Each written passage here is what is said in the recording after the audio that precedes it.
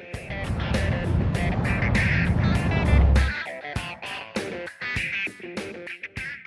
right, welcome to Science Cafe. My name is David Brooks. I write for the esteemed Concord Monitor, which is actually 156 years old. So how many of you have never been to a Science Cafe before? Yes, excellent. That explains why I got to say the demographic is a little bit younger today than it was usually. That's good too. So I'll give you my pitch here. So Science Cafe was started almost 9 years ago by a couple of science fans, a computer guy named Dan Marchek down in southern New Hampshire, and a woman who was getting her PhD at Dartmouth, Sarah Eck. They both had heard of Science Cafes. They'd been going on in Europe for a while. They thought it'd be a cool thing to have. They ran into each other, decided to start it, and they asked me to help out. At the time, I was writing for the National Telegraph. So we started it. I thought it was a great idea, just kind of thing my wife and I were looking for. Trivia night. Thought it would last 6 months and fizzle out. And as I say, that was 9 years ago. And I was down at the National Telegraph. We had it down there. When I came to the Concord Monitor, I brought it up here, but it's still running in Nashua, so we actually have two of them going on. And in fact, the March 11th, I think it is, Nashua, the next Nashua one, is also going to be about science fiction. Are any of you guys going to be there? All right, there you go. So if he's horrible tonight, maybe he'll be really good. It's a simple idea. Actually, Dan and Sarah, they set it up like this, and this is why it's worked. Science cafes, frequently what happens is, frankly, there's a professor at a university who wants to talk about his research, and so he comes down and talks about his research, and only his grad students show up. So the way it works here is that we choose a topic and try and find expert, intelligent, and charming people to come and talk about it for free. And it's entirely driven by questions from the audience, and that's key. It's not a lecture. Our motto is no politics and no PowerPoint, and those two have worked quite well. So it has gone. We've had topics ranging from 3D printing and electric cars, Lyme disease, a lot of health topics. Some weird ones. We did the mathematics of political polling once that just got really geeky. And so, but this is the first one we've ever done that has the word fiction in the title. Now, obviously, we're science fact, but I thought, actually, I'm not quite sure what sort of spurred us to do this. I read a lot of science fiction as a kid, as a teenager. I'm sure everybody in the room read science fiction at least as a teenager, if not younger, right? Absolutely. I'm of the Isaac Asimov and Robert Heinlein generation. There's nobody. Which one's that? Space Sounds of Epic. Oh, wow. Was that like a space opera one where 1930? Yeah, you got pretty before the war. That got anyway. So by the time Cyberpunk came along, I had little kids, and so I really wasn't reading much anymore. So I sort of lost track of it. And now we're gosh knows where we are. So anyway, so I thought it'd be really interesting to talk about it, about where it was, where it is, and where it's going. So what'll happen is I will ask our esteemed panelists to introduce themselves and tell you why you should pay any attention to them whatsoever. And then I will ask the first question, and after that, it's up to you. Ask anything you want. It's a conversation, not any particular order. Let me think. Next month's topic here is going to be telehealth, telemedicine, remote medicine, which is actually a topic I tried out last year, and all the panelists brought that. So that's good. And then after, so I should have done it remotely, shouldn't I? But anyway, the month after that's going to be an Earth Day related one, which I think we're going to try and talk about some solutions. And then in May, there is a special one that Nashua and Concord, we're doing it together, and it's going to be at the Manchester Airport. At the Aviation Museum, which, how many have been to the Aviation Museum? It's awesome, isn't it? It's a great building, if nothing else. And we're going to have flying cars there. So there's going to be some, Terra Future is going to bring in their flying cars. Yes. So that'll be very, very cool. So, but if you have not signed up for the email newsletter, that's what this is. you're welcome to put your name and your email address, but for crying out loud, print it very plainly, because every month I do this, and there's at least one email address I can't read. So, anyway, so if you want to be notified, sign up before you leave.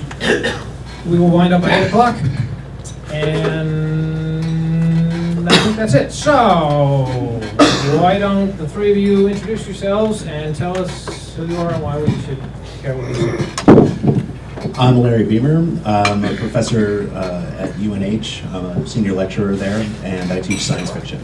I suppose that's why you should care what I say. But that doesn't, that's not a reason enough for the students.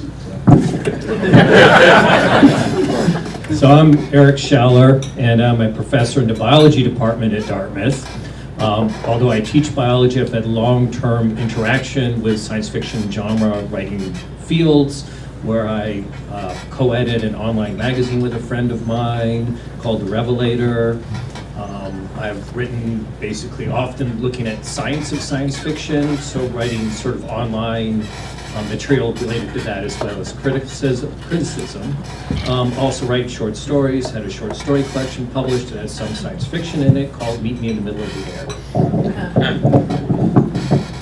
And I'm Aidan Sonia-Bolduc, my pronouns are they, them. I work in both the Concord Public Library and in the Hooksett Public Library. My expertise in science fiction is I'm very, very obsessed with it, and I'm very good at giving people science fiction and telling them to read it. That's what I do for my livelihood now. All right, well, I will ask the first question, which is one of these really broad questions. It's ridiculously broad. So before we get started, what is and what isn't science fiction? Well, that is a ridiculous and broad question.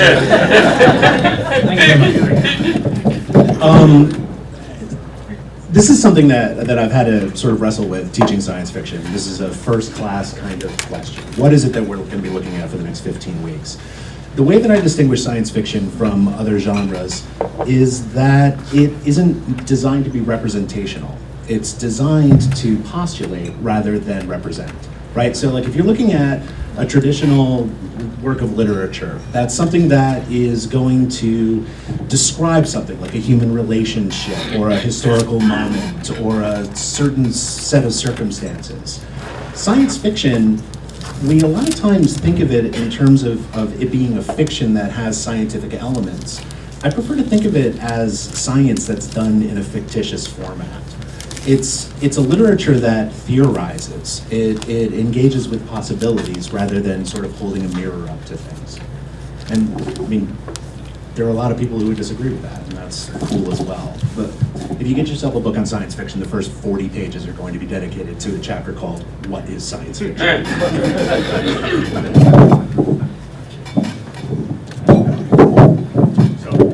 I will also elaborate is that, no definition ever encompasses everything that everyone thinks should qualify. We can mention famous science fiction critic David Knight.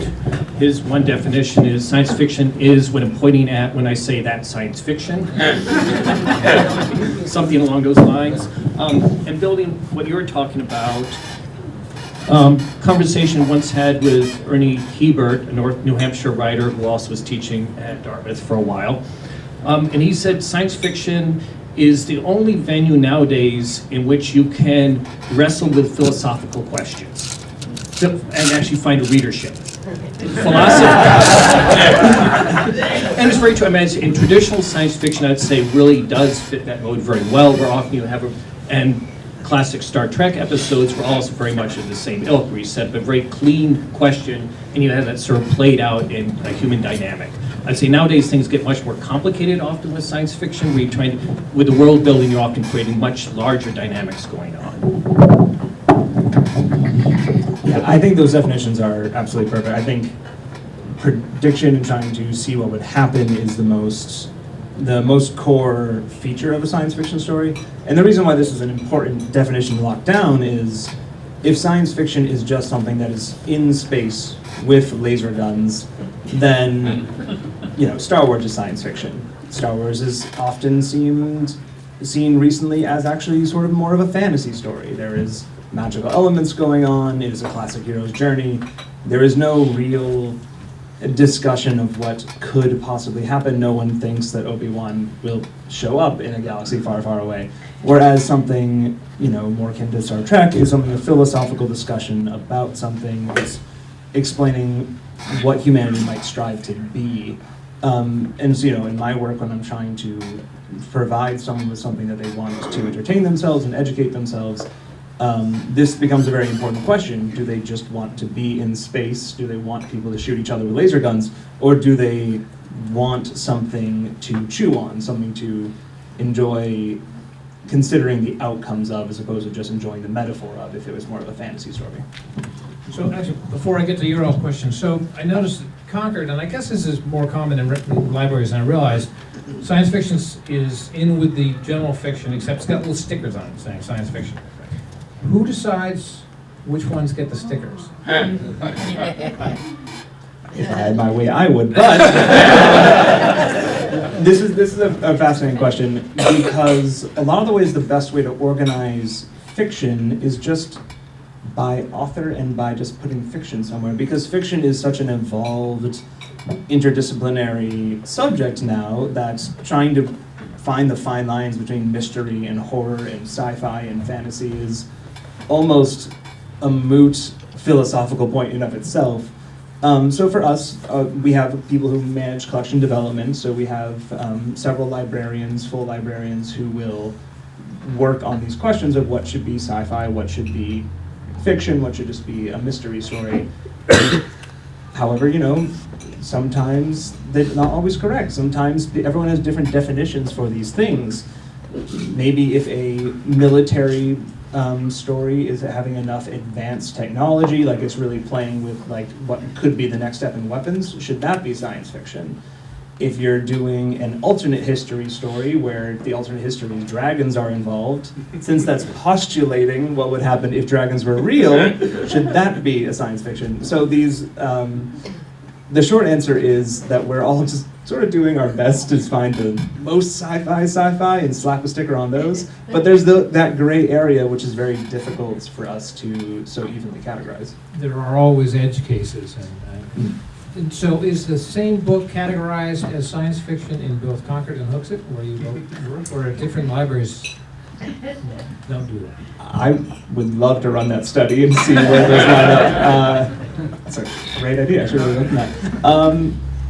In Hooksett, we actually just fully outdated our sci-fi sticker section. We had them for our older books. We just don't do it anymore for this exact reason of the grayscale. And then it's just up to us as staff to provide good reader interviews and get them to what they want, because these little pictorial guides aren't necessarily as effective as they could be. Alrighty, it's your turn. So raise your hand just like school, wait for you to come in the microphone, because I forgot to mention, ConcordTV is filming us. It will be on, those of you hiding your face now, very suspicious. It will be on the TV, and they put it on their website, and it gets shown actually on other community access channels around the country. They all sort of share stuff. I'm told this is pretty popular show. So raise your hand, wait for either myself or my charming assistant to come with the microphone. When you ask your question, keep the microphone closer to your mouth than you think you should. Pretend you're eating an ice cream cone. Slightly lower is better, and then you get less sounds. And that way the TV can pick it up. So, right here. You want to go first? I'll go over here. Thank you. I was reading Alan Lightman recently, and he's a physicist. He's also a poet and writer. He said that because of conservation of energy, we'll never have beaming like we do in Star Trek. Would you explain that to me? He didn't explain it very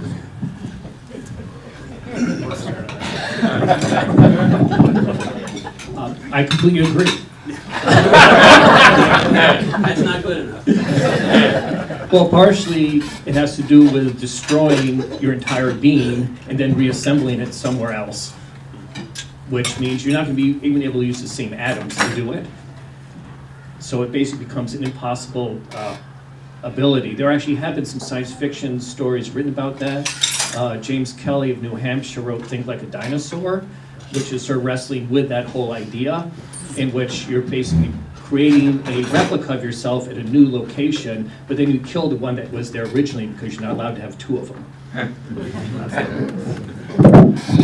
That's the plot of a Nolan movie too, isn't it? With the twins and the kill. Anyway, but actually, there's a really good book that came out last year that features teleportation called Light Brigade, which deals with the idea of sort of the damage that you would do to the mind by having it relocate at different intervals. But as far as the impossibility of transporters, I can't say that it's impossible, but that one's not going to come tomorrow.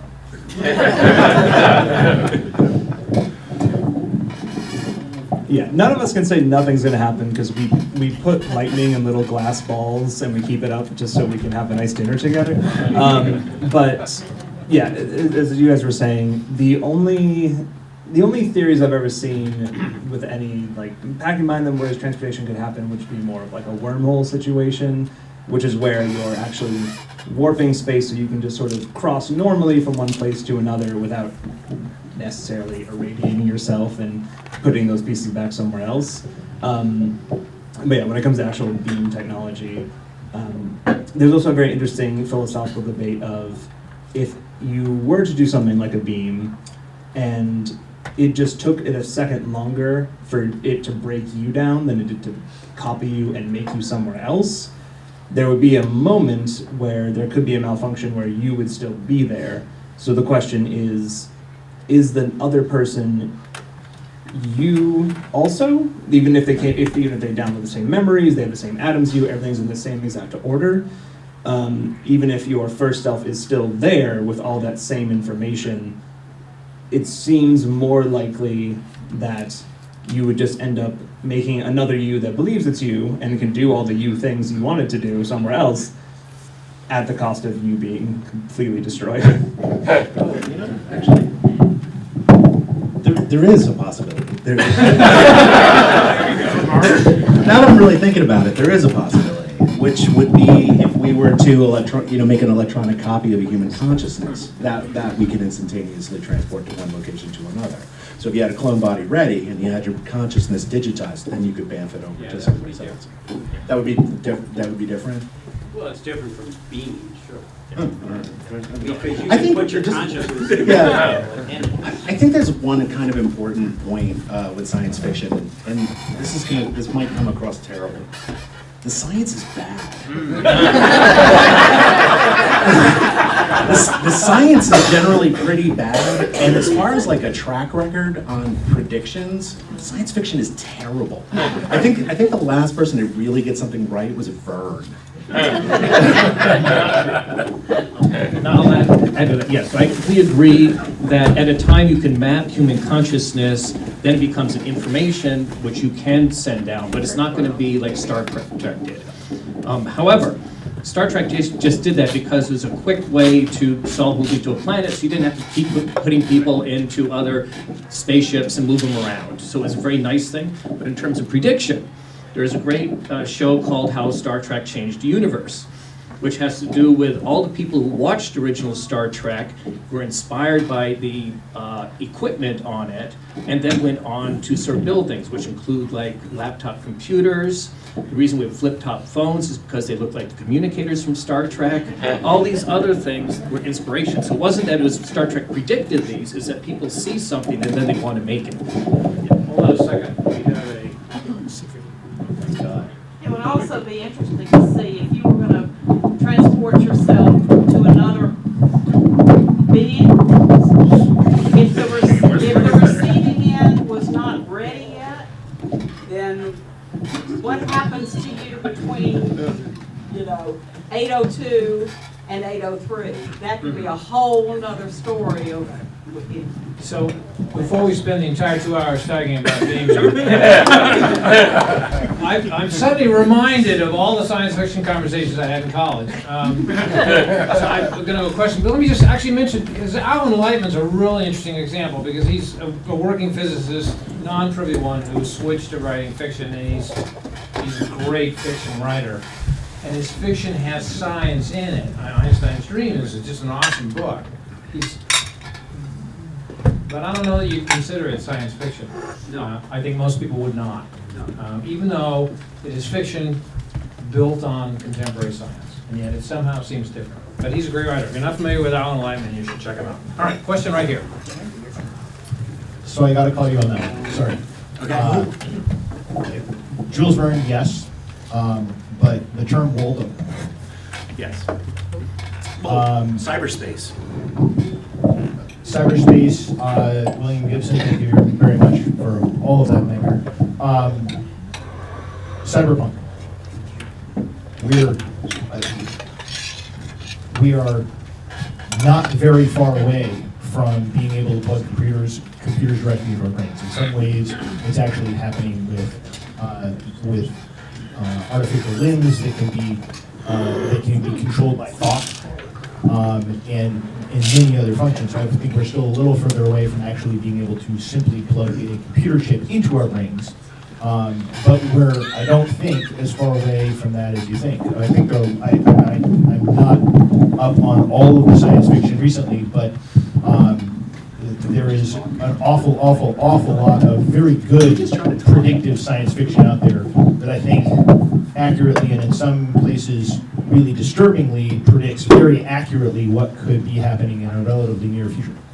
No, I think that's absolutely true. Yes, there are some elements that, of course, come into fruition, right?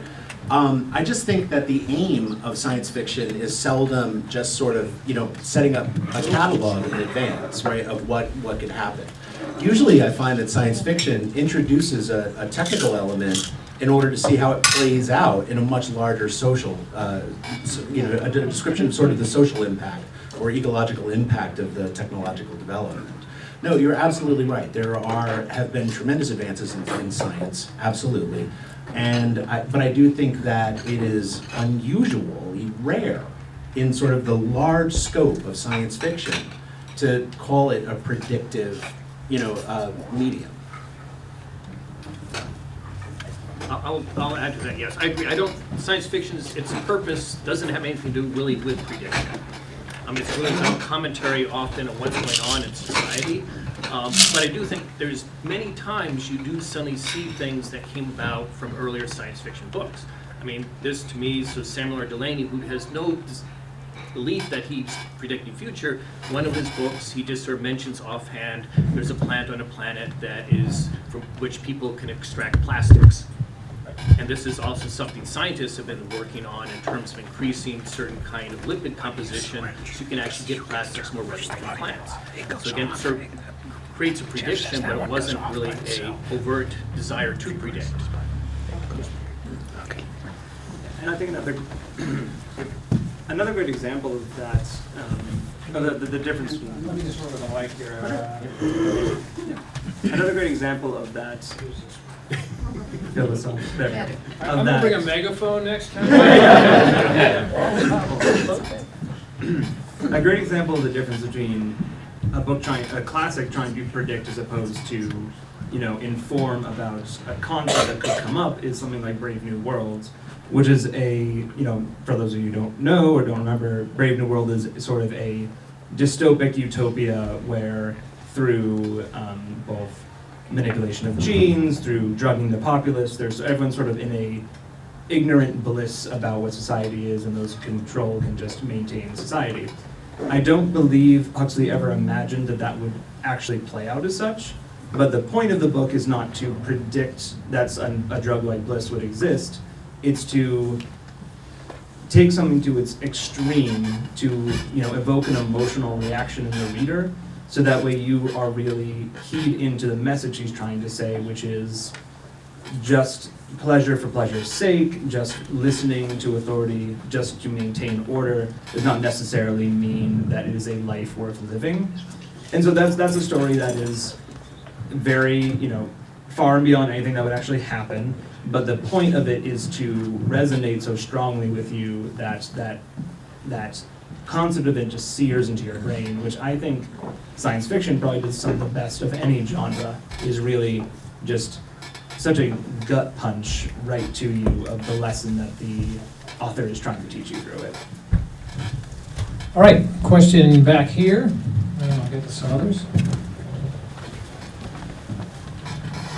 So if I were an aspiring science fiction writer, and my primary goal is not to be descriptive or educational, I want to sell books. Okay? So where is a fine line between making something weird enough to stretch the imagination, Keeps dying on us here. weird enough to stretch the imagination, and yet close enough for a human to relate to it? Where does the writer find that sweet spot in there? That's a really good question, and if I knew, I would be a famous science fiction. I think one of the keys to the most popular science fiction is keying into the moment that you're writing in, and keying into the specific anxieties about progress that we're currently in. My favorite example of this is Spider-Man and the different ways he gets his powers. Depending on what generation Spider-Man is being written in, the spider is either radioactive, because they were afraid of the nuclear bomb and atomics, genetically altered when we were first starting to do cloning. There are certain iterations of the Spider-Man in alternate universes now where he's more of like a cybernetic, going back to sort of a cyberpunk style. So one of the key things to get if you're going to be successful in your current moment and sell a bunch of books is to really get at what people are worried about now. And especially I think a lot of science fiction fans are the types of people who like to plan for when the zombie apocalypse happens. They're the sort of people who really want to be like, I know exactly which property. I say that I drive by that house every day on work. I'm going to take that place, going to set up my bunker. It's going to be awesome. So really being able to key into a current worry or expectation and be able to hypothesize further about what someone could do in that situation gets people very excited. And I think the classics are essentially people who did that for ideas that will always be timely. 1984, everyone's always going to be worried about authoritarianism and surveillance. That's why that book is read by high schoolers everywhere. Well, because if we're talking about something that doesn't exist, what are we talking about, right? I mean, there's always the science fiction is always situated in the present and extrapolated out from there. And oftentimes what we find is the innovation in those texts or the forward thinking is, an exaggeration or an extrapolation or a metaphor for something that's present, right? The zombie apocalypse thing, right? There's a reason why every zombie movie in the 80s took place in a mall. It was a critique of consumerism. Or for example, you're talking about Spider-Man. That's not just Spider-Man. That was true for the X-Men. It was true for the Hulk. It was true for the Fantastic Four. As our anxiety shifted from nuclear energy to GMOs, the origin stories all shifted. And that's sort of where everything starts. It starts in the present, and then we take one thing that we think is good or one thing that we think is bad, and we add something to it and see how it plays out. We bring in a new technology. The theory term is a novum. It's the introduction of a novum into a story, which creates a cognitive dissonance, right? We're familiar with something, but we're reasoning past what we're familiar with in order to better understand what we're dealing with, right? There's a reason why Atwood wrote A Handmaid's Tale in the Reagan era. There's a reason why Handmaid's Tale became popular again in the past couple of years. And it has to do with the circumstances present circumstances, which it's discussing. Make sense? Yeah. I'll add in terms of part of your question in terms of how you basically reach an audience is also the way this has gone has changed a lot over the years, partially because of internet communities and everything too. So that's a different aspect to the question. And really people often have to really be building these types of communities in order to get their books listened to and then to have it sort of leap out of that community. So it's very hard because there's only so many books that a publisher will publish. to actually get into that grouping unless you sort of already sort of show you're going to have a certain level of success. All right, no, died again. This may die while you're talking, so ask a short question. I was going to say that while science fiction might be a bad predictor in terms of technology, it's very good in terms of social and political commentary. The couple that I have come across recently was the movie Metropolis from 1927, which it's almost 100 years old, but it speaks today of our obsession with the 1% and the destruction of the middle class. Yeah. And it's just amazing that it's probably right to right now. The time machine couldn't be Yeah. more relevant. A TV show, Max Headroom, which Oh, yeah. pretty much gave us the internet as we know it today. The combination of information technology and television is what we have today. Yeah. So it's that kind of thing that science fiction really shines at. I'll also add, this partially gets to your idea of prediction too, which you're bringing about there, is I think often we rediscover books that have something, a predictive element, that then applies to our time. I mean, we look at like Philip K. Dick, being then put in the Library of America, was basically just a general pulp author at the time. But then partially his whole idea of how our brain perceives how things, we don't really see what's really there, all these things start to become much more appropriate in our era in terms of just our dissonance with reality. Okay, back here. Try holding down the button on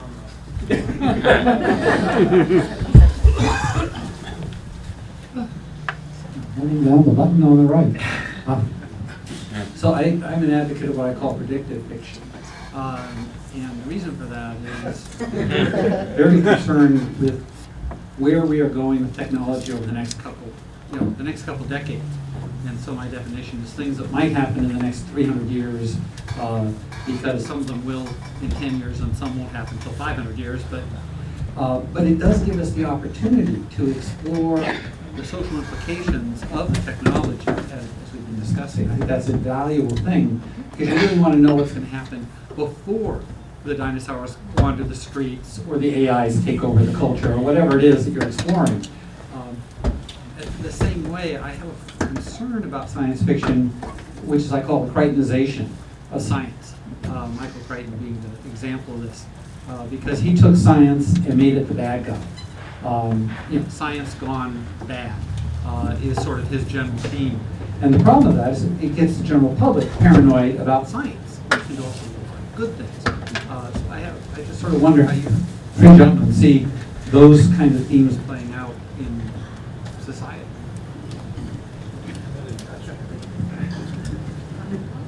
I really like that term, the Crichtonization. I think that's an interesting concept. I think we definitely live in an age where experts in science in general are a little bit under threat of, fear-mongering. They're an easy scapegoat, especially in the current age where we're trying to do so much work to revalidate previously accepted knowledge. We're doing a lot of double checking, redoing experiments. I think a good example of a book that really shows science to be a champion, if anyone's read Seven Eves by Neal Stephenson, that is a book. I find a lot of the best books that show off science as this powerful unit are books that are about dealing with climate issues or dealing with a natural disaster. So Seven Eves is a book in which basically the moon has just exploded. Everyone has, I think it's about a year or two to do what they can do to get humans into space, because they know that soon all the pieces of the moon will come raining down and absolutely sanitize the Earth. It is a brutally paced, brilliant book that is all about dealing with the science, dealing with the politics of trying to get materials funded. It's about like the nitty gritty, like NASA, like how are we going to get things done. Also, the three-body the three-body problem is another wonderful one with that. We're sort of there's an alien invasion type deal. So I think the best books that show science to be a real boon are ones where the character is trying to deal with an issue, and science is usually seen in science fiction as the agent for change. That being said, so much of classic science is about, whoa, we shouldn't play God with, just because we can doesn't mean we should, the classic right in line. So and I think that there's an important place for those stories in science fiction. I think that lesson is very important, but I think there's a need to just differentiate mad scientists from people who are just running experiments and doing a lot of paperwork. I happen to be married to a scientist. Her work is a lot less zapping people and a lot more math, and I think those people need to be protected by those stories a little bit more. Well, the new frontiers. I just gonna talk. Then the TV can't hear you. Is Oh, surprised the TV problem. can't hear me. I'm sorry. The TV sort of is the- all important now. Bradbury. Big brother. I think that like the current edge in science fiction is a movement towards sort of hopefulness, like an ecological hopefulness. So the sort of the current edge of science fiction is, and I hate the terms, but they refer to it as solar punk or hope punk. I hate it too, because I grew up punk. Punk means something very different. But there's been a real push. I mean, we have gone 40, 50 years of really ultimately sort of negative vision of possibilities. And there is no benefit to that when we're sort of on the edge of something that's truly terrifying when you're talking about climate. So there has been a push to sort of inspire a new generation of people in thinking about solutions to issues rather than just a portrait of a gritty world with low lives and high tech and stuff. Sorry. So I'll add on to that. I mean, so I think there actually has been optimistic science fiction all along. It just depends what you tend to find. I mean, and as a scientist, most scientists actually are optimists because we sort of think we can solve a problem. So that's sort of innate in nature. If you go into science, you sort of think you're going to figure something out. And I mean, Star Trek, I think in many ways was successful because it was an optimistic vision of the future. But you always have to have conflict in any sort of vision of the future. But then you do get a number, like I'd say Kim Stanley Robinson nowadays is very much engaged in ecological and political issues, but he generally has, many of his books are positive visions of future societies. His books engage with the idea of what makes a good society. Ian Banks, who passed away a few years ago with his Culture series, again is looking at this whole idea of a large group all around many planets, many solar systems, gigantic interstellar sort of culture, which again suggests a positive vision that this is going to exist.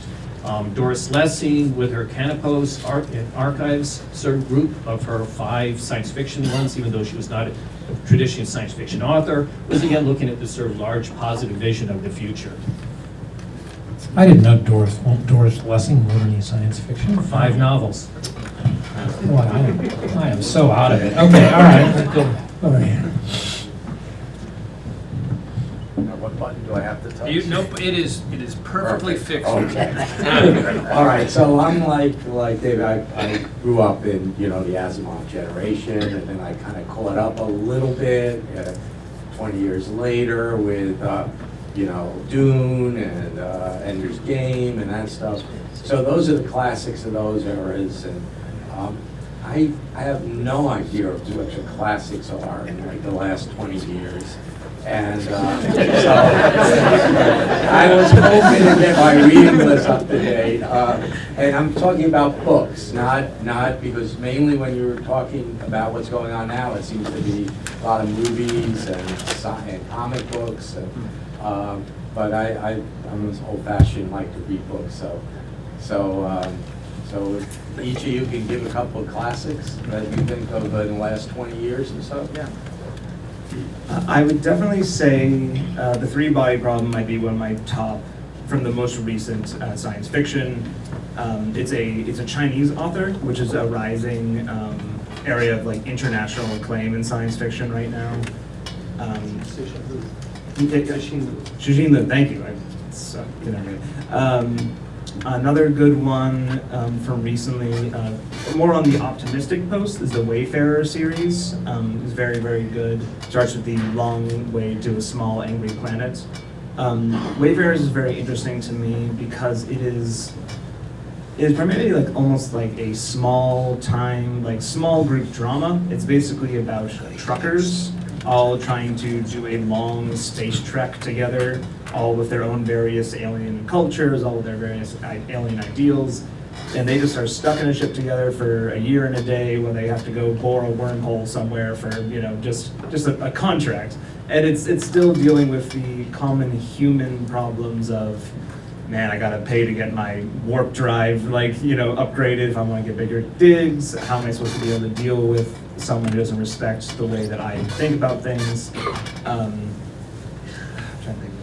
I'll pass it off to anyone else. 2 each is good. I'll probably not hit anything too recent because I think it's very hard to really know right away. But I will say at least one, I'd say Kim Stanley Robinson's 2312 is at least one of my favorite novels of recent times. And it's one where he did some very different things from what he's done before. I mean, he's written like 20 novels at this point. And I'll move further back, which is already still considered a classic, which is some of Gene Wolfe's novels who recently passed away. So the Book of the New Sun, which is one of the far future type of series of books. But it's since the time of Asimov and Heinlein. So I'm putting that as my barometer of timeline. So, and Gene Wolfe, the first one is called The Shadow of the Torturer. And it's basically looking at a far future in which the main character is essentially serving as a torturer's apprentice. But then leaves the guild, so to speak. I would say, as far as a classic, my personal favorite is a book called Snow Crash by Stephenson, who wrote Seven Eves. It's a much earlier book. It's 1980s. It's post-cyberpunk in the sense that it critiques cyberpunk, but it's very much in the same vein of it. It's keyboard cowboys and international zones and all of that stuff. As far as contemporary stuff, I would say Anne Leckie's ancillary books are spectacular. And I would also say that Jeff Vandermeer's Southern Reach trilogy is also really high on my list. That one is, it's about an ecological change in a specific area in Florida and a research organization that's sort of set up to deal with the unknown. So it's kind of eco sci-fi, kind of Lovecraft, kind of weirdness, but very, very cool book. So I'll add, for a single book rather than trilogy, is Vandermeer's Born, which came just a few years back. It's so weird. It's so weird. But it's closer to, I'd say, we consider science fiction in many ways, except he does like to have his things that throw you out of a sense of reality too in ways. And fungi. So I will ask the three of you to remember what you said and email it to me so I can stick it on the blog, because I suspect some of us will forget. So go on. And again, classics, Neuromancer William Gibson's is probably the most influential since the time of Asimov and Heinlein. Oh, one more. I'm gonna have to throw water on these guys. But if there was one sort of small group of books that, if I were giving somebody a brand new to sci-fi, and I was saying, this is where you want to start. It's super contemporary. It's I can't remember her name now. It's Mary. It's the Murderbot Diaries. Oh yes, Martha. I have a phone. I can Just look it shut up. But Martha Wells. Wells. Yes, thank you so much. But yeah, the Murderbot Diaries. That's a great place for somebody probably 13, 14 to start, or somebody to get into science fiction. Cool. On this topic, I'm actually going to go away from the panelists for just a moment, because we have a guest here, a New Hampshire resident who is deep in the process of contemporary science fiction and trying to make it pay, if nothing else. The man who's brought Amazing Stories magazine back to life. So Steve, I forgot your last name. Davidson, it is Davidson. So you want to come up here briefly, and I've written about him a number of times in the blog and in the paper, but tell us very briefly what you've done. Oh, my pleasure. Here you go. Steve Davidson, and I publish Amazing Stories magazine, which was the world's first English language science fiction magazine. Started in 1926 by a guy named Hugo Gernsback, who's also the person who introduced the first Make Your Own Radio at Home program, did the first television broadcast for New York City, and a predictor of future technologies. The magazine ran intermittently until 2004. It sold to a series of people who didn't publish it, but it's synonymous with science fiction. The first official definition of the genre appeared in that magazine in 1926. Everybody in the field, especially folks like Asimov and Bradbury and Clark, got into science fiction because of Amazing Stories magazine. And I acquired the name back in 2008 when it was dropped by Hasbro, believe it or not, and began to look for ways to bring it back into print. For me, and a lot of people in my generation, print is what a book or a magazine is, not electronic. We support electronic, but we try to make a go of it in print. We're not making a go of it in print. So we're continuing electronically and with some special projects and things like that. I brought copies of our first 2 issues from 2018 for everybody, if you'd like to take a couple home with you. TV show? Thank you. In 2015, we licensed the name to NBC Universal for Steven Spielberg's use to redo his 1980s television show with the same name. That will be debuting on Apple TV Plus on March 2006. There's a free trial. I know it's a week, if not a month, so you can sign up, watch the show, and then dump before you get charged anything if you're inclined. But we receive some of our income from licensing to NBC. So the more people watch the show, the more likely it is to be renewed, which means the more likely it is that the magazine will keep going. So, and how do you find your authors? I and the people that I work with have been tied into the science fiction field traditionally for decades. So we were able to, well, when I started the blog back in 2008 as a multi-author blog, I put out a general request and I had 75 people in less than 24 hours, all artists, editors, authors, etc. in the field, writing for the website. So we're very tied in with that side.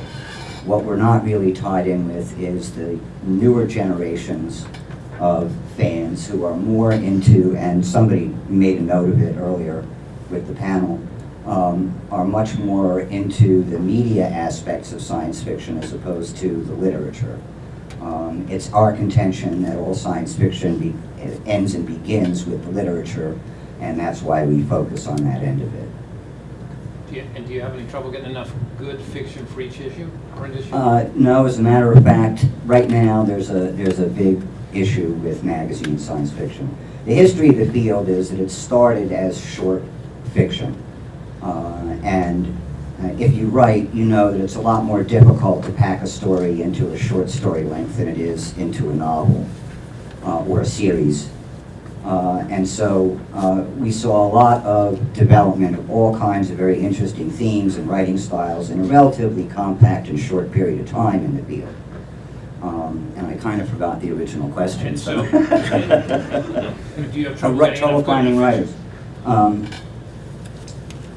Right? Yeah, do you have enough trouble? No. The problem is that everybody wants to read science fiction, Nobody wants to pay for reading science fiction. The field has been experimenting here and internationally with all kinds of different forms. Just to give you one example, in Japan a couple of years ago, there was a huge trend for longer stories, but delivered in short chapter snippets designed to be read in about 15 minutes, so that everybody taking their subway rides around Tokyo could read a chapter a day. And so we have a very major changing media consumption landscape going on out there. And the short story field, particularly that related to magazines, is having a tremendously difficult time paying what needs to be paid to get these people to write stuff and produce the product and get it out there and actually sell it. And that's right, we're right in the middle of that right now. Thank you. Actually, anybody got any questions for Steve before he sits down and, no? Okay, okay, great, thanks. Thank you. All right, questions? Over here. And then go over there. Just real quick, what's the first science fiction book you read and when? Whoa. I don't know the first, but this gets to something that I was doing a little bit of research on before I came here, was trying to see what was in our local libraries nowadays, looking online, compared to what I found when I used to go to the library and read science fiction as a kid. And I'd say probably the most influential book for me was the anthologized Hugo Award winners by Isaac Asimov, which was a 2-volume set. They don't have them in libraries anymore. In fact, there's very little short stories, this gets to what you're talking about, they even find in libraries anymore, it's anthologies. So that was really interesting to me to see this change over time, because to me a short story was a great way to sort of figure out if you really liked an author or not, and if you wanted to pursue them more. First, huh? I mean, I grew up on comic books, so the Uncanny X-Men were those were hugely important. Probably first science fiction, like full-blown science fiction, was probably Dune at like 15. Depends on your definition of science fiction, because Vonnegut would be 14. Vonnegut's pretty racy for a 14-year-old. I was neglected. The first, again, it's coming to your definition of sci-fi, and I was a huge fan of Marvel Comics, and a lot nowadays is more of a science fiction bent, especially like Iron Man is much more like, much more technologically driven. The first like science fiction I read, wish I wrote, Stranger in a Strange Land. Classic Heinlein, again, I read it way too young. That is a racy book. And probably did not age perfectly well. But that was the first one that really made me think, this is a type of writing that I need to get into more. I need to really dig into authors that are absolutely blowing my mind of how the world works through their books. All right, other questions?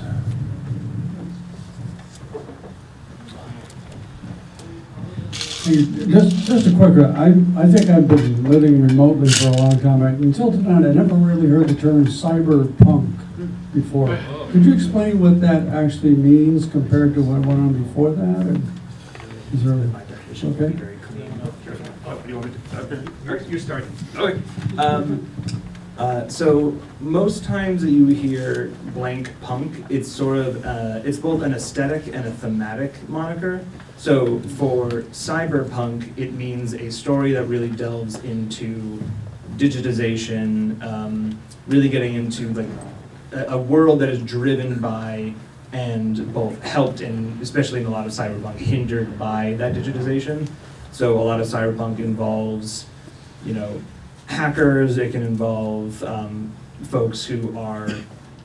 There's sort of like a sub of that subgenre is sort of like the virtual reality things. More contemporary, like Ready Player One, which is a world where everyone's just happy to be plugged into a fantastical world, even as the world sort of crumbles around them. So other examples, there's like steampunk, which is another moniker for a science fiction where it reimagines the Victorian era if we focus still on like coal and steam power, so that's sort of that focus. There's dozens and dozens of these like little sub-genres. Like I spoke before, like solar punk is this more hopeful, more eco-friendly version. It's a deep dive, but there's a lot of very interesting sub-genres out there. I'll add the opening line to Neuromancer, which is, the sky was the color of a TV set tuned to a dead channel.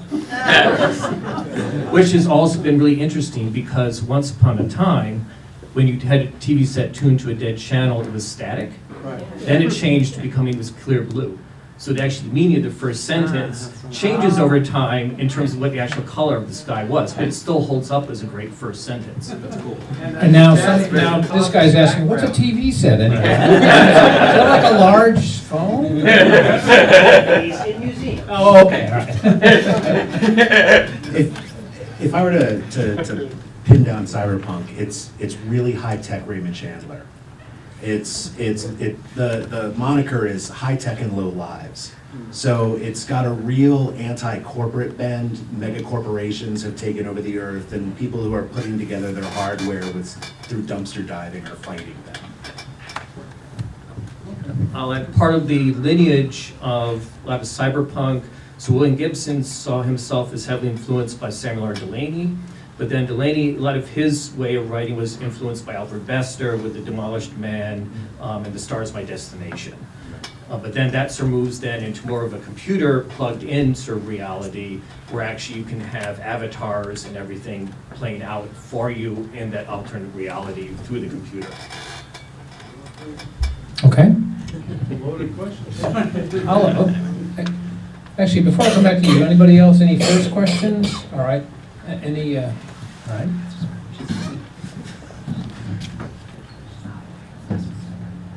Not so much a question. My sci-fi reading days go back to the early 50s before any of you guys existed. When you went to the It's an avatar. went to the library, you say, what was the first one? My local library had, a shelf full of Heinlein, a shelf full of Asimov, a shelf full of A.E. Van Gogh, etc. And I was privileged to be able to go there and just read the shelf, take them home and read the shelf, and it was a fantastic influence. Moving forward, it seems to me that what distinguishes what we call science fiction is that the author somehow has an alternate view or alternate vision of society. And the best science fiction has the ability to envision or create a new society or a different society, populate that society, and then say, how does this society solve the same old problems that have been plaguing us since pre-biblical times? And how are people going to work out their roles as individuals or as parts of the society in this alternate, whether it be an alternate universe or an alternate world. A.B. Dick was mentioned, an alternate view of the world that did exist or didn't exist. And I think that to me is the fascination with the genre, that it's limitless in the imagination, because you can take a whole bunch of people and you can plant them on planet G and say, okay, start a society. Are we going to have the dragon people? Are we going to have a society, a world that's frozen? Are we going to have a world that's the Doom world, for example? And then, because the basic themes, the basic human themes, are pretty much immutable. I had an English teacher who once said there are only 7 plots. And I think that is so I'm not really asking a question, I'm really making fun of No, it. you are. No, I'm good at that as a former English teacher. Since we're talking, and I'll get to you in a second, actually, since we're talking about older and classic authors. So I'm doing the thing where I'm getting older and I've had to take care of clean out my folks' house, and throw all the junk, and so I go home and I'm trying to get rid of my junk before my kids have to throw it out. And so part of what it is, I got rid of about half my science fiction books. Gave them to the MIT Science Fiction Museum, by the way. If anybody's a fanatic, you want to go down and see that. They have a really fine collection. But I went through it and reread them, and a lot of them really suck. These books that I just loved when I was 16, 18, even in college, I'm sorry, Asimov can't write to save his life. Is this a common finding? Is that the literary qualities get in the way more as you get older? Who wants to make him spin in his grave?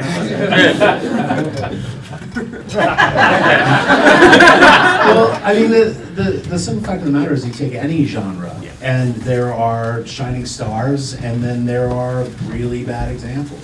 I mean, if you take, sort of capital L literature for granted as everything is good, I have this guy named Theodore Dreiser to introduce you to. I mean, like there is good, there's bad, there's ugly, and then there's fantastic. Well, so as you and I mentioned, and I may have mentioned in a column, I remember I had a room with an English major one year who ridiculed science fiction mercilessly at a time when I really liked it, and his argument was that the mere fact of science fiction, it can't be good literature because you got to spend all your time explaining what you're, explaining your alternative stuff. You don't have time to do what literature needs, which is build character, and so it was inherently bad. So what do you say to people like that? Well, that's nonsensical. I mean, just because they do fundamentally different things, right? I, as a professor of literature, literature is popular culture. We just seldomly ask who it's popular with. It represents a certain set of values. It represents a certain level, a socioeconomic position. Often, a particular sort of power dynamic. One of the things that science fiction has really done well, and this is something that I wanted to make sure that we brought up. So we're talking about authors with different visions for the world, right? Science fiction has been an incredible vehicle for marginalized voices historically. I mean, when you go back to Gernsback, right? I mean, the guys who were writing in Amazing Stories, the guys that were writing in Marvel Comics, they were Jewish authors that weren't getting a lot of opportunities outside. And women. And I was getting there. People of color. And I was absolutely getting there, right? Because then you move toward the 60s and the Dangerous Vision crowd with Harlan Ellison and Ursula K. Le Guin and Joanna Russ and Octavia Butler. And they turned it upside down. All of a sudden, this entirely silenced voice was making its way through sort of the edges of the crowd. It wasn't making it into the lecture halls in the literature programs, but it was making it out there on a street level among us, middle class or lower middle class intelligentsia, and it's continued to flourish since then. It does what it does, and it does what it does very well. It's not fair to compare it to something else. It's like saying, what's the difference between ballet and breakdancing? And the answer is, because you got to wear a suit to go see one? I don't wear a suit to go see breakdancing. It's usually acting. Y'all comment then. I think partially if we look at a lot of the older stuff, because they came from the pulp era, so you're actually writing really fast to make a buck. And also that's where you get the idea that science fiction was literature of ideas, not characters. So they were basically robots going through motions to help fill out a plot. I would say nowadays that's very different. I mean, I think there's a lot of really great writers working in science fiction field, and again, from very diverse backgrounds. So I think there has been you still find, I've gotten Sturgeon's Law where 99% of everything is crap. But you still also, I think the amount of gold that's out there nowadays far exceeds because there's much more character-driven plots. I agree, it's vastly better than it was in my youth, as much as I hate to admit that. Well, I mean, a work of literature. a work of literature has three parts that work in conjunction with one another. There's plot, there's setting, and then there's character. And one work of literature might be a deep psychological study of, you know, two people in love, and then the emphasis is going to be on plot. If you're world building, the characters might get eclipsed by the setting. If you're writing something that's just meant to be action-packed, you've got flat characters, rote scenario, you know, like rote scenery, and then it's plot-driven.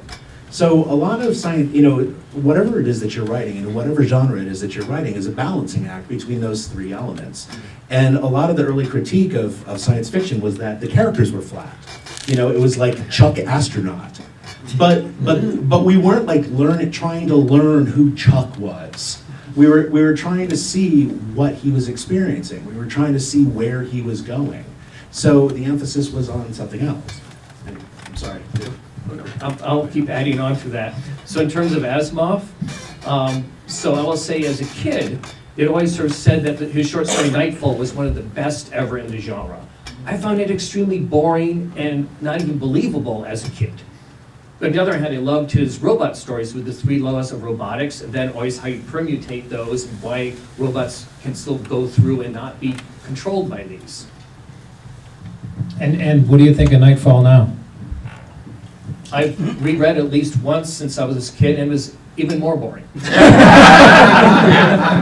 mean, the plot is this idea of a world that has multiple suns around, so they never actually see the night.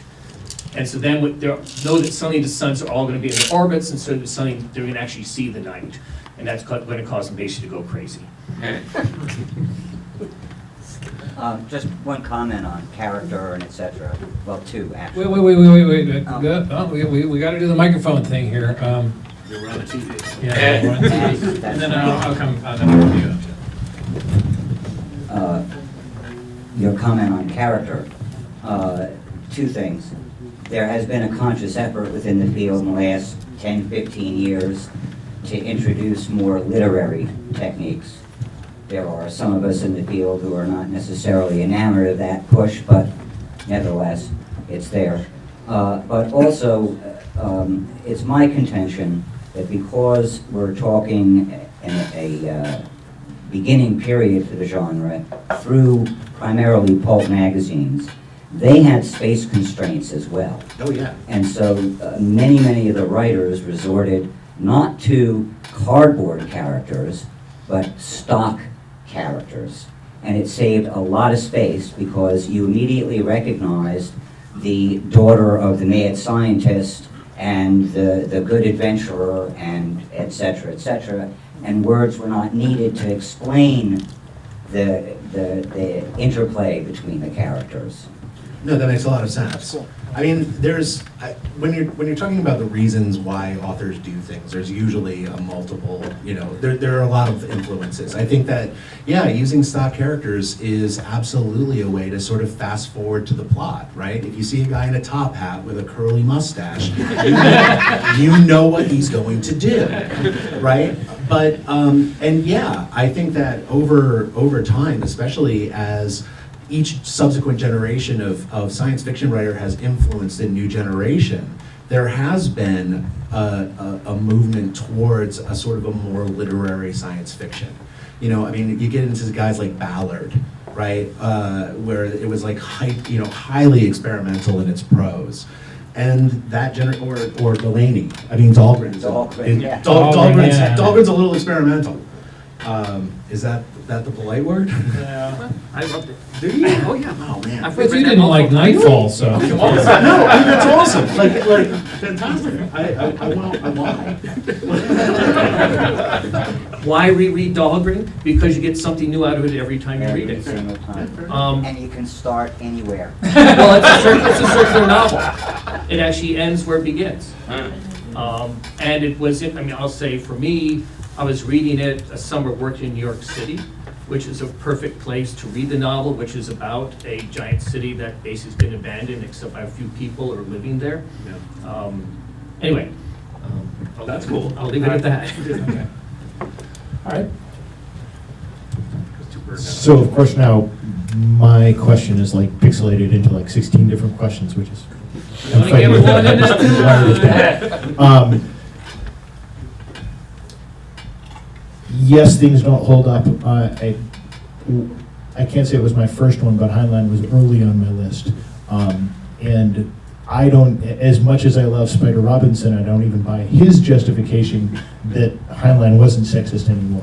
Like, so yes, things don't hold up. My dad tried to push Asimov on me, and I really bounced off it because it was boring. I couldn't get into it.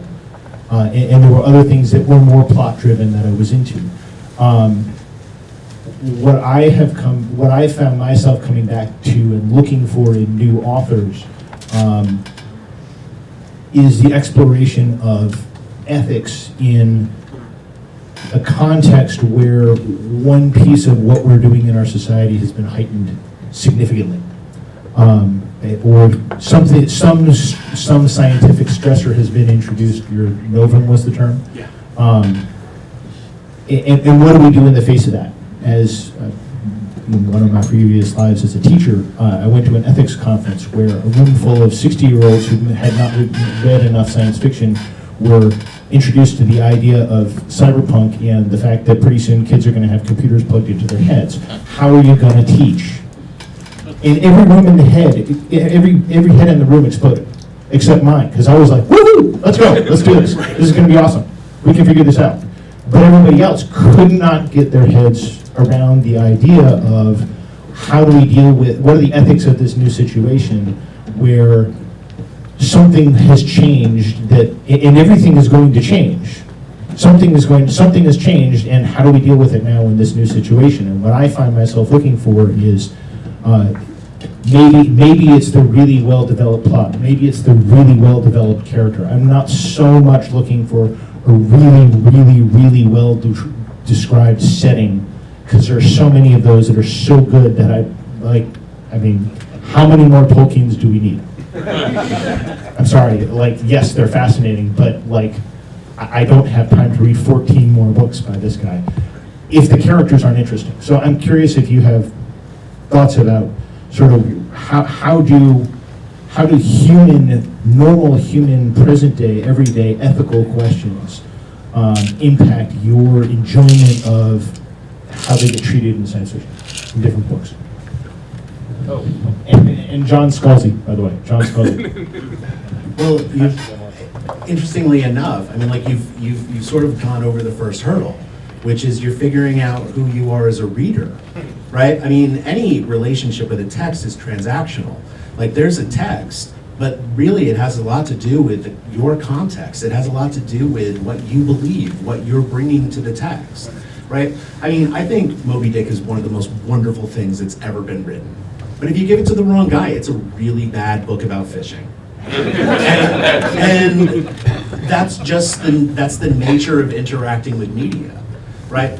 I mean, what you were saying as far as something that's kind of fast, a little bit of fast because it's more sort of focused on the philosophy, but also with your past experiences with Heinlein. I can't evangelize this book, Light Brigade, enough.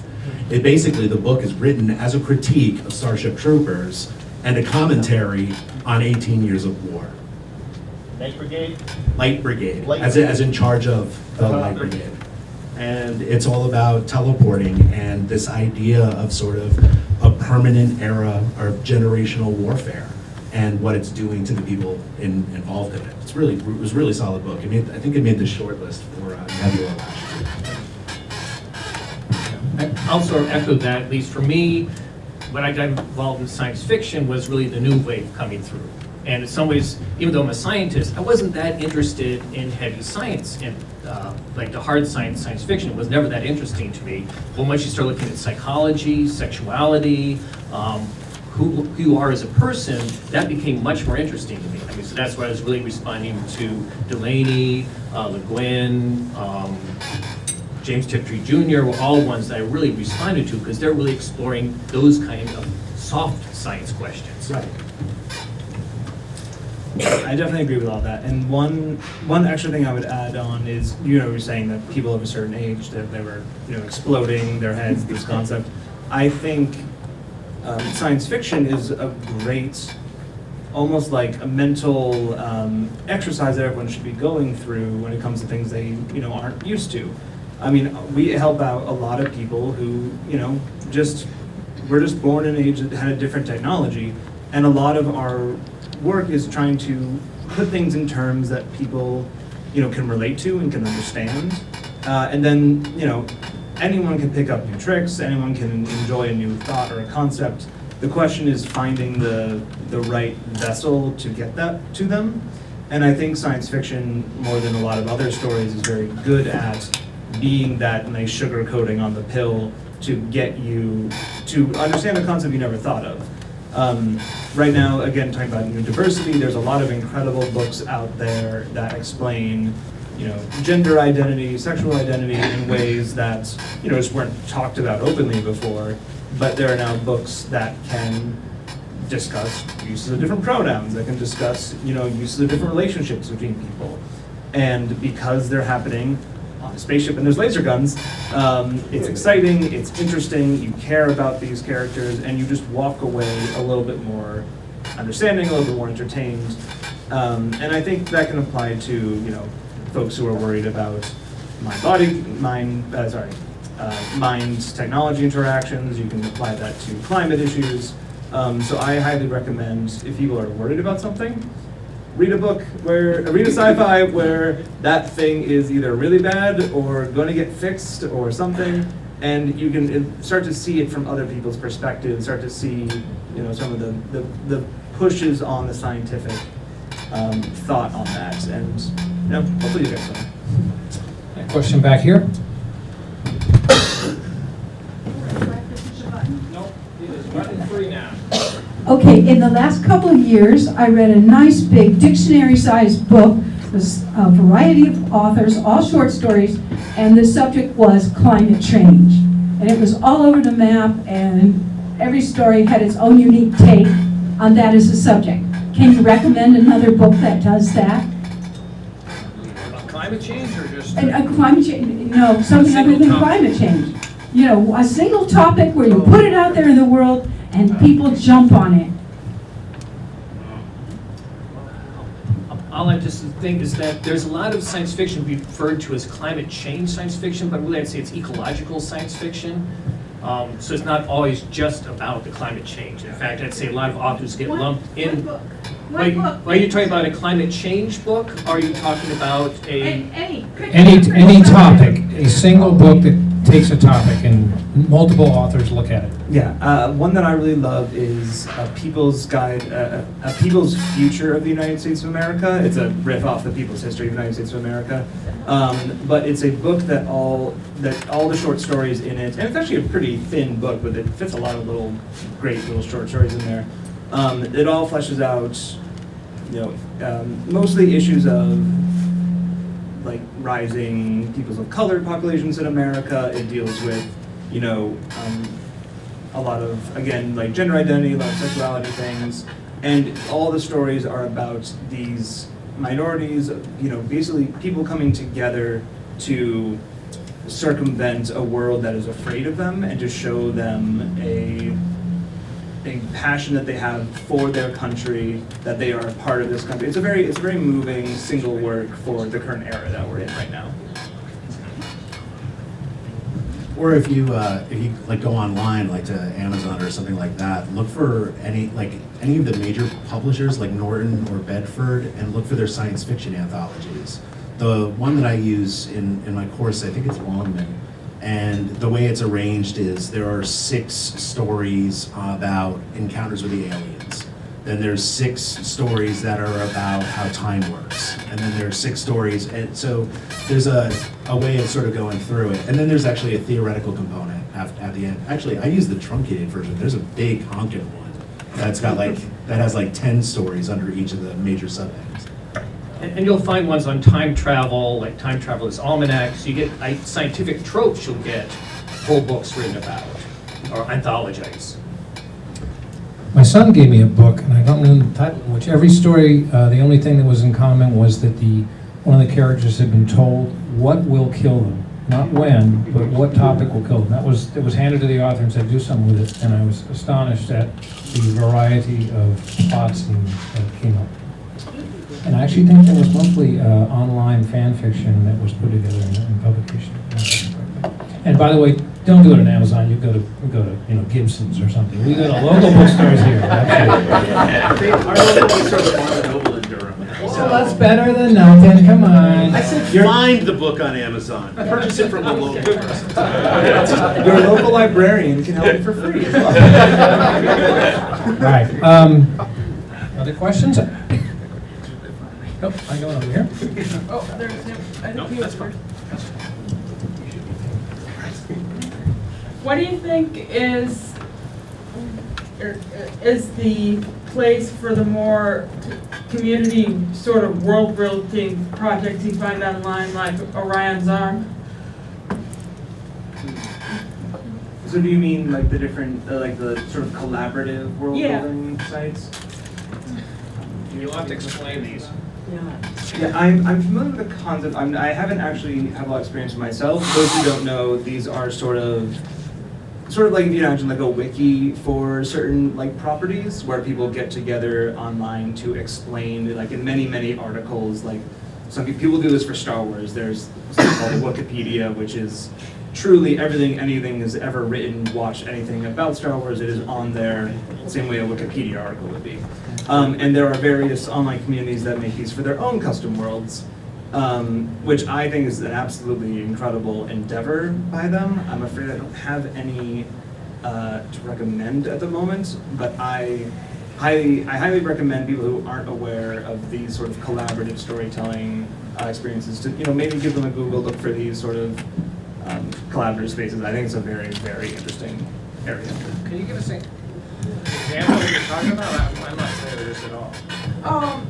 The one I know the most about is Orion's Arm, where they take a fairly, not diamond hard, but hard science fiction look at life 10,000 years in the future.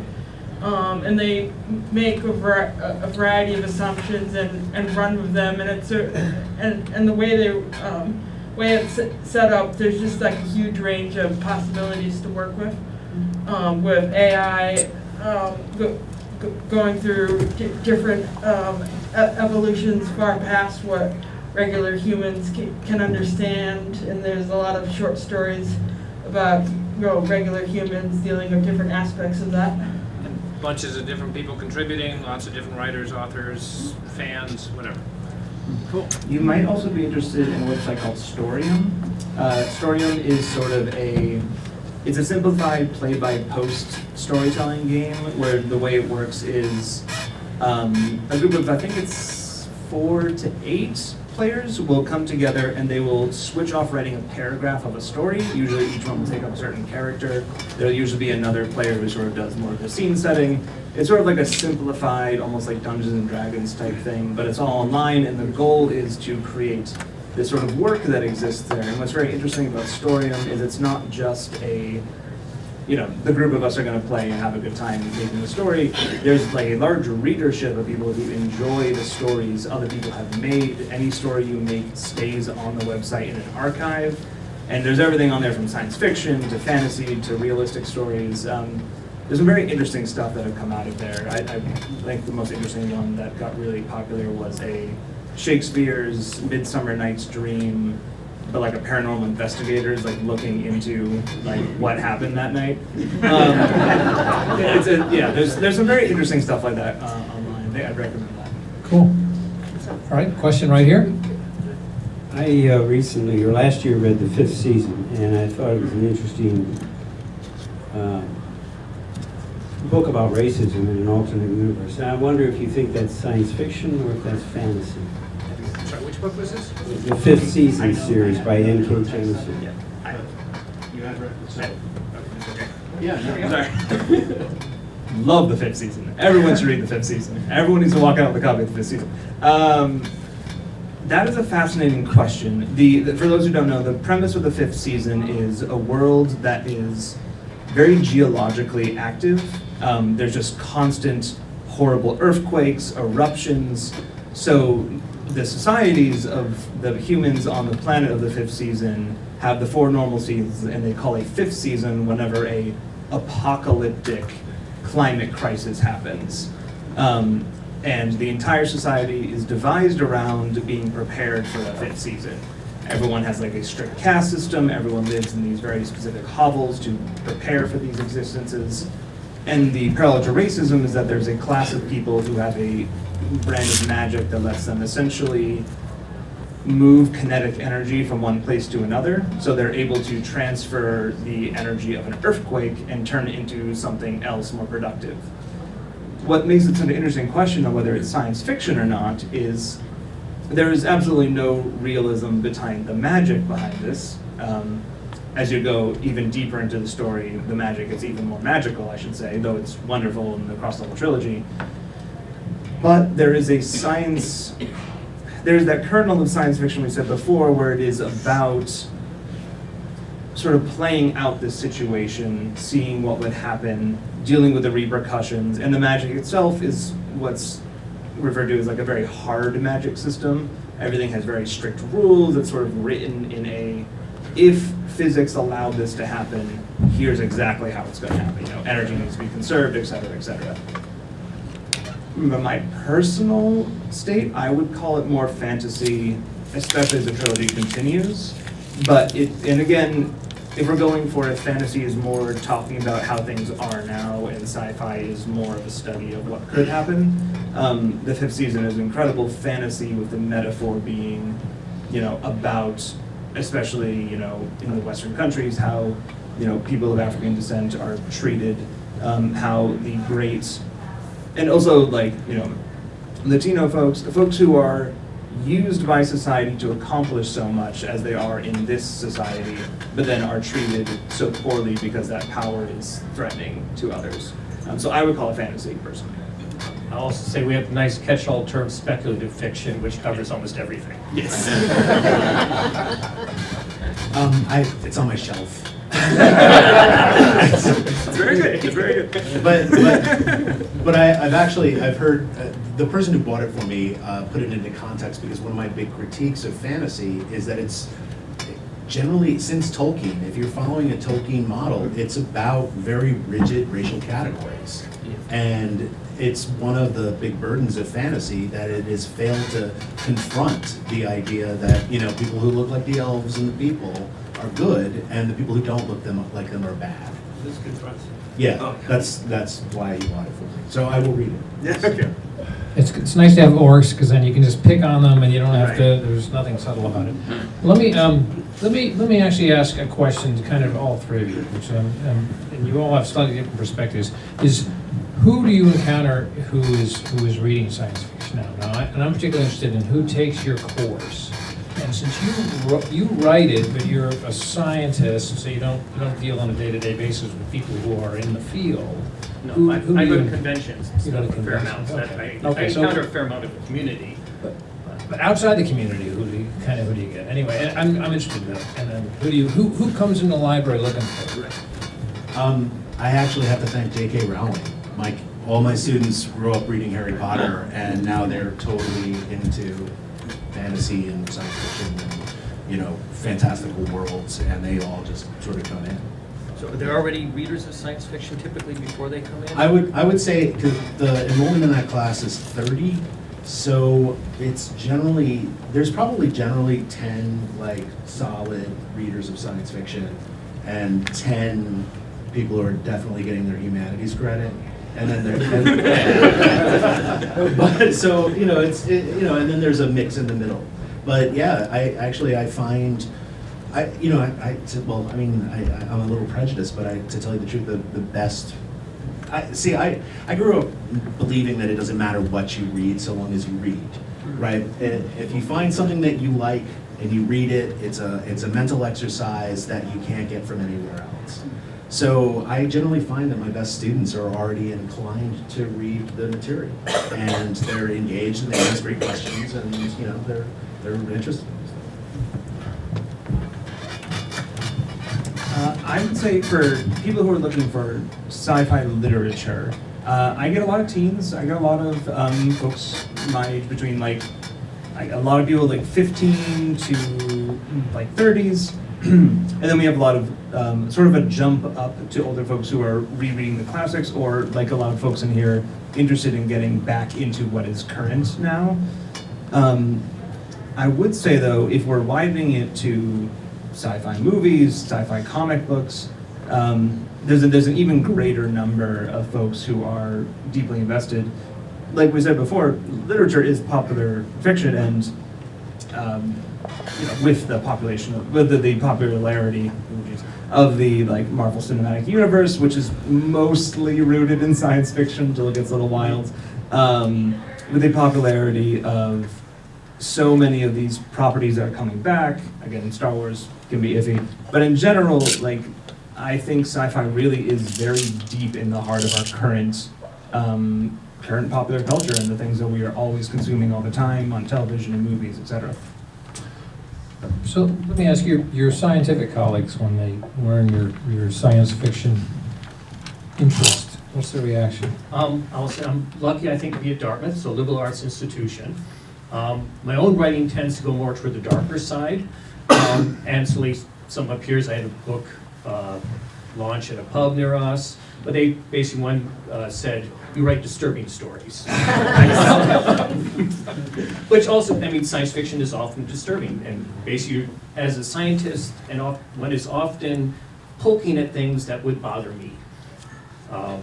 And so certain things bother me as a biologist, and I play with those. But I share some stories. I mean, there's ones of mine that are more science fictional than others, and so depending on the person's character or nature, they'll like certain stories more than others. My stereotype would be that people in the hard sciences would be more likely to have grown up reading science fiction than people in the life sciences. Is that at all true, do you think? I don't necessarily think so. I mean, because I think just a lot of scientists in general, and a lot of people watch Star Trek. So I mean, I know there's a lot of Star Trek fans around our department. The shop manager goes to Star Trek conventions religiously, and always goes to Spock. If you look for a YouTube video of evil Spock, he actually grew a beard 1 year just to play the evil Spock. And I always grew a beard during winter, and I said, "Oh, you're growing a beard?" He says, "Yes, I hate it. I don't know how to sleep with this thing on. I'm gonna shave it off as soon as I'm done with the convention." So I'd say within our department, there's actually quite a bit. And the same guy, he makes animatronic skeletons and things that go to Vegas for Halloween. Yeah, and I would also say that that's especially likely too, because as we've said, a lot of the quote-unquote soft sciences are about how people deal with one another, how people deal with themselves, and a lot of sci-fi is almost more about that than it is about the technological rise. I would imagine more engineers would be upset reading a sci-fi than more life science folks, because the math might not actually necessarily work out. I've read several sci-fis by people who have their PhDs in a hard science, and sometimes it works out very well. Other times it can be really just trying to show off that their math works in this situation. I wish I could remember it, but there was one that I was reading that's a space opera where they were talking about strangelets, which is this very obscure type of matter that, like, if it touches another piece of matter, it becomes strangelets, and it's like a viral quantum state. Something that is like wildly like niche knowledge, and because it was in this book and because he was enjoying talking about them, it was just paragraphs and paragraphs that stopped literally in the middle of like an interstellar fight. So yeah, I definitely think a lot of the life science people quite enjoy sci-fi because it talks about these societal concepts. This is one thing in terms of writers of science fiction. So scientists often are bad writers of science fiction. I mean, some of you brought before is often looking at societies. And so really a lot of the best writers are ones who have really historical perspective and are trying to explore that in a society. Simply having a science idea that you dump into something doesn't make for a very good story. That sounds good.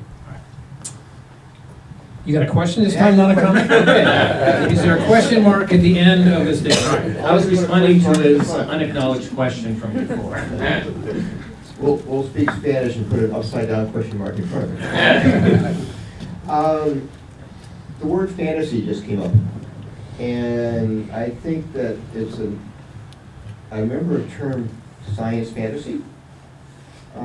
So could you talk a little or a lot about what the boundaries are and perhaps the cross-fertilization over those boundaries between the genre called science fiction and the genre called fantasy? Magic. That was too soon. It's just it. If the narrative relies on the inexplicable, right? If there's something that you can't offer a rational explanation for, that's magic. And to me, that's really the difference between science fiction and fantasy. I mean, it's an alternate society? well, even if it's an alternate society, I mean, like, here's the thing. If I move this glass with my mind and call it telekinesis, science fiction. If I go, and it moves, magic, fantasy. It's splitting hairs, but it's kind of where we end up. I mean, fantasy has other characteristics too. Fantasy tends to be, like, for example, and I hate to say this, like, I revisited Dune and I hated it. Because it's a fantasy book. It's a messianic narrative. Some person was born to be the savior of a planet. That's magic. That's not science. That's not sociology. That's not rational. It's, you know. Well, that is all through long-term breeding, which is genetics. Yeah, but explain how he commands the giant. You know, anyway. You know, his name just happens to be a killing word. It's a complex, you know, magical sort of phenomenon. And yeah, there's a lot of sort of. It's super monarchist. Like, you know, there are elements in fantasy that I tend to that's just me. You know, like, I don't like mysteries either. You should enjoy what you enjoy. It's not to critique something for its elements is not to disparage it in any way, shape, or form. You know, please, if you find something that you enjoy reading, read the hell out of it.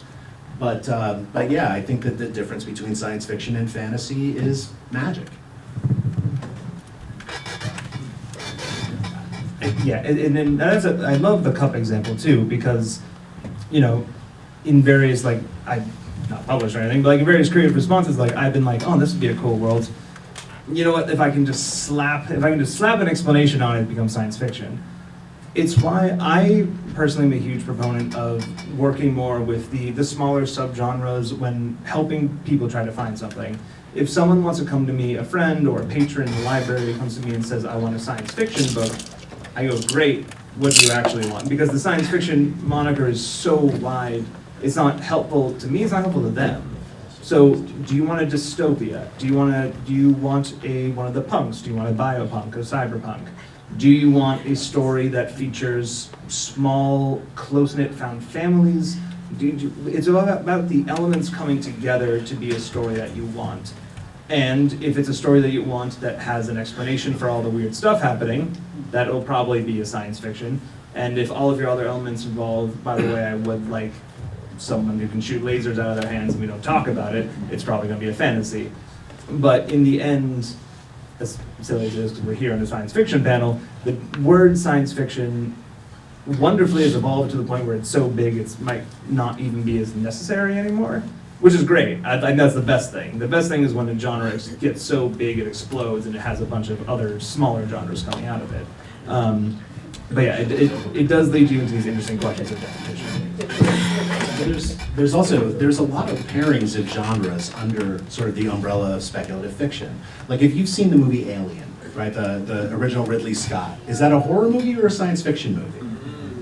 And, you know, so I mean that's a real serious question as far as like which shelf does it belong on. And, but as far as, you know, is it still Alien and like one of the greatest, you know, movies ever? then the answer is fantastic. You know, who cares what shelf it's on? Yeah, we'll add also horror is one of these things that goes across all genres because it's really an emotional response in terms of how you approach a piece of writing. The other thing I'll mention in terms of you're talking about the expansion of science fiction is it's starting to appear more and more in very regular literary writers too, where you have certain things that are traditionally science fiction narratives, which are now seen as okay for people who only work in the literary side to work on, which is the dystopia is now allowed, and also alternative pasts. So those also, you get a number of writers who work with that area. We call that poaching. I wouldn't call it poaching in this case. I mean, almost everyone who's doing it does it from basically because they love science fiction. They just started somewhere else. I was referring to the literary authors who are now entering the field. But I wouldn't say, I mean, like Michael Chabon. Oh, Michael's a separate case. But he does Talk science, about but he, it. but I'm Yes, saying yes, there- absolutely. I was gonna call him a poacher. Yeah. I'm sorry? I was gonna put him in the poacher category. Well, we have discussed things, and he's okay. I know, I mean, he's a showrunner for Star Trek and Picard nowadays. I mean, so, and Margaret Atwood for years said she was not a science fiction writer, even though And she's not. But now she is willing to admit that she is a science fiction writer. She doesn't want to be labeled that way. Having seen that Le Guin, who she saw as a very good writer, was basically siloed because she was seen as only a science fiction writer for so many years. And the two of them were very close. I forgot what I was gonna say. I don't know. Sorry. One more quick addition I'll add to that as sort of a pitch for, oh, no. That's all good. No, you can go. I can remember this. Okay. One more quick pitch, I would say, for the aid that asking a librarian or a library staff member to help you try to dive back into a subject or into a subject you aren't used to is we have a lot of tools nowadays that have attached labels to all these books, have attached these like tags that you would attach to different elements on the internet. One incredible service we have now is called Novelist Plus. It's actually powered by EBSCO, which is the same thing that a lot of like scholarly work is researched by. But you can attach all these incredible tags to books, from gentle reads to, like the tone of them, how literary the work is, if you want something that's a simple read or a hard read. So if you're ever really struggling, or like you just getting yourself into a rut where you just read bad books 5 in a row, which is the worst feeling in the world, especially if you've just read the favorite book you've ever read in the world, then that rut is impossible. But then I highly recommend, coming to any of us in any public libraries and asking them directly, here's what I like, these are the pieces of what I like. Come into it having done a little bit introspection of what really matters to you, and then we will do our best to piece that together into a direction for you.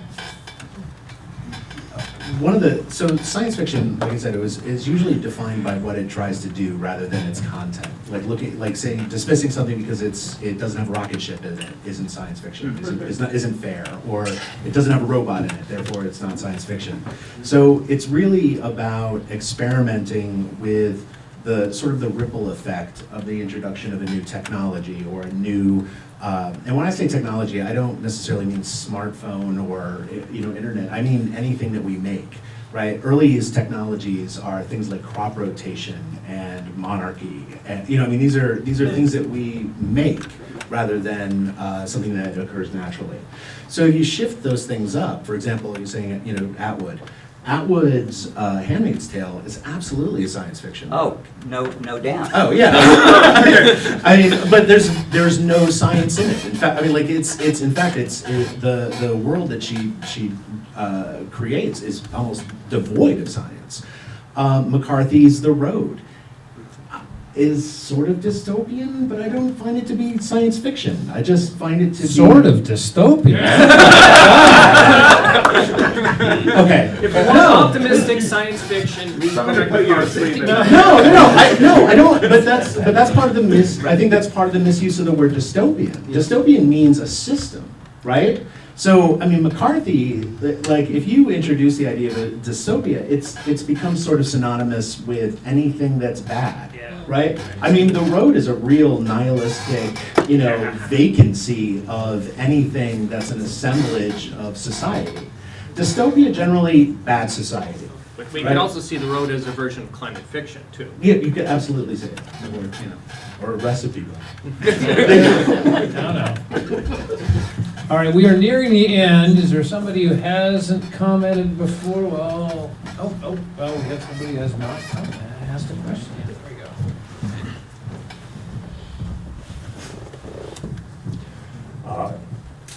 a pair of remarks on the fantasy issue. If you're making Magic the Division, then somebody needs to mention Clarke's third law, that any sufficiently advanced technology is indistinguishable from magic.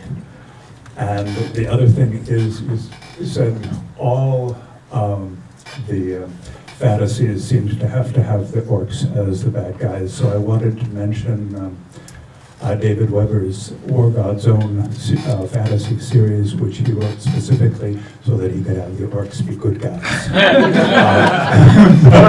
Right, but even that, to assume that, but even that is still thinking in a very racialized logic, right? So if you say all orcs are bad, that's a racialized logic. If you say all orcs are good, that is an equally racialized logic. Right, and that's what he is trying to break up. Oh, okay, cool. He has bad guy orcs, good guy orcs, etc. It's moderately interesting. That's cool. At any rate, the thing I had been thinking about asking, this is sort of advice from the librarian, but it might be more appropriate for either of the other two. Given that, okay, I grew up with my ABCs being Asimov, Bradbury, Clarke, Delaney, Ellison, I forget who F and G were at the time, and then you go on to the last name. And so I'd walk through the library and I'd carry a lot of books home. But the peak for me were things that I still like looking back at them. Asimov's Last Question, Heinlein's All You Zombies, Clarke's 9 Billion Names of God. Okay, if somebody likes those, what do you recommend from modern science fiction or fantasy for that matter? That's gonna make you think. Yeah, that's tough. Like you're naming gorgeous, massively award-winning stories. Oh, no. No, we certainly have them, but I think that what you're talking about stories that were sort of generated and situated in a 1950s, early 1960s approach, right? I think that there's been sort of a shift in what people talk about and the way we talk about them since then. So as far as like coming up with a direct analog, I think that's kind of unfair. I didn't say analog. Okay. What would you recommend? What would I be likely to want to shift to? And Lecky, maybe the ancillary books. I mean, they're huge and but it's like, you know, massive multi-galactic civilizations, and it really delves into those. It's also about like where consciousness lies and the iterations of consciousness. Another place to go. Have you heard of a guy named Greg Egan? Yes. So Permutation City or Diaspora is a really solid book, and I think in kind of in a post-humanist, almost Asimovish kind of way, because it's a massive, you know, interstellar spanning idea about different approaches to the universe from identical perspectives, which really kind of makes it interesting and good. Get away from what you should read the rest of Yeah. I don't know why sci-fi isn't coming to mind for you. The thing that jumps to mind, if you're interested in fantasy, also, might be the Brandon Sanderson books. He has a very interesting, very wide universe of many different. Basically, he has lots of different novels and trilogies and series that all have a tenuous, like, multiverse connection to one another. But I recommend my favorite, the biggest of his would be the Mistborn trilogy is incredible. That is sort of definitely a fantasy. It's sort of what happened if, like, Sauron won. So it's like thousands of years in the future, everything's a dark, flaming pit, and it's a rebellion. It's a, like, bootstraps rebellion, like, thief crew against Sauron, essentially. He has another one that is Elantris, which is a novel. It's like what happens if magic just breaks and everyone who uses magic is now just horribly like malformed and unable to do any powers, and it's an interesting. So I'd recommend Sanderson if you're going to that big epic question story. I feel so bad I'm not thinking of sci-fi right now. Also, The Rise and Fall of Dodo, which is a Stephenson book about creating essentially a Faraday cage in which magic can work. Read that. That's It's really it's really cool book. So it's science fiction? No. Okay. No, but yes. It's okay. So inside this Faraday cage, inside the narrative, it's a fantasy. But outside of that, it's an inept government agency, and the whole book is written from like their inner office memos. So they're like when they hire a new HR person, it's the worst. I'll add, repeating Kim Stanley Robinson's 2312, which has got really good classic sort of structures, but it's also somewhat experimental in how it's handling things. But if you're having spaceships, basically hollowed out asteroids. Hollowed out asteroids is separate worlds. People live in those. You have colonization. People are going back and forth between planets at different points. There's a love story going on. He's a great writer. Yeah. His works are really quite impressive, the ones that I've read. So. And the worst comes to worst, you can always read Discworld books, because, those are fantasy, but boy, they're great. They really are. I loved. All right, we are pretty much winding up. I'd like to get the panelists out of here by 8. So please join me in thanking them for giving their time.